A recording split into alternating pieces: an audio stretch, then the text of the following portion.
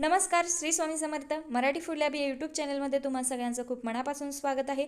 आज आपण बनवणार आहोत खमंग, चटपटीत आणि पटकन बनवून तयार होणारा सांगलीचा प्रसिद्ध भडंग. इथे मी एक पॅन गरम करून घेतलेला आहे. त्यामध्ये आपल्याला 2 ते 3 चमचे तेल घ्यायचं आहे. तेल छान गरम झाल्यानंतर आपल्याला यामध्ये जिरं घालून घ्यायचं आहे. जिरे छान असं फुललं गेलं की त्यामध्ये आपण काय करणार आहोत, कढीपत्ता टाकून घेणार आहोत. कढीपत्ता पण आपल्याला तोपर्यंत भाजून घ्यायचा आहे जोपर्यंत तो खमंग आणि खुसखुशीत होत नाही तोपर्यंत तुम्ही असंच परतवून घ्या. गॅसची जी फ्लेम आहे ती मीडियमच राहू दे, जास्त वाढवू नका किंवा जास्त कमी पण नको, मीडियमच राहू दे.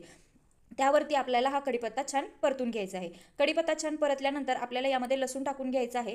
लसूण मी थोडासा ठेचून घेतलेला आहे, त्यामुळे काय होतं, लसणाचा वास हा सगळीकडे छान पसरला जातो. लसूण पण आपल्याला तोपर्यंत परतून घ्यायचा आहे जोपर्यंत याचा कलर रेडमध्ये होत नाही तोपर्यंत, कारण खाताना तो कच्चा लागला तर बिलकुल टेस्ट चांगली लागत नाही. त्यामुळे आपल्याला छान रेड होईपर्यंत, लालसर होईपर्यंत परतून घ्यायचा आहे, म्हणजे एकदम कुरकुरीत लागतो. तर आता इथे आपल्याला यामध्ये काय टाकायचे, शेंगदाणे टाकून घ्यायचे. शेंगदाणे तुम्ही तुमच्या आवडीनुसार टाकू शकता, कुणाला आवडतात कुणाला नाही आवडत.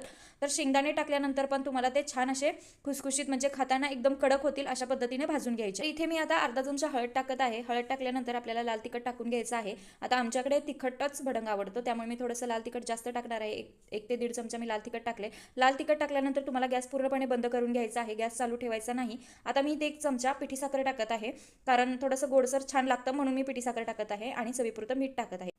आता हा सगळा मसाला आपल्याला छान असा परतवून घ्यायचा आहे. मसाला परतल्यानंतर आपल्याला इथे 1 बाउल चिरमुरे घ्यायचे आहेत आणि चिरमुरे आणि हा बाकीचा मसाला आपल्याला परतवून घ्यायचा आहे. गॅस माझा बंदच आहे. मी छान परतवून घेतलेला आहे. तुम्ही बघू शकता कलर किती छान आलेला आहे. आवाज तुम्ही ऐकू शकताय की जेव्हा मी परतत आहे तेव्हा पण त्याचा आवाज एकदम असा खुसखुशीत भडंग झाला असेल असाच येतो आहे. तर नक्की रेसिपी ट्राय करून बघा.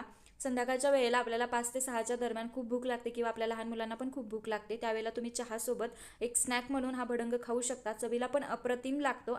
रेसिपी आवडली असेल तर नक्की ट्राय करून बघा आणि माझ्या चॅनलला सबस्क्राईब केलं नसेल तर सबस्क्राईब करा. सोबतची बेल आयकन आहे ती पण क्लिक करा.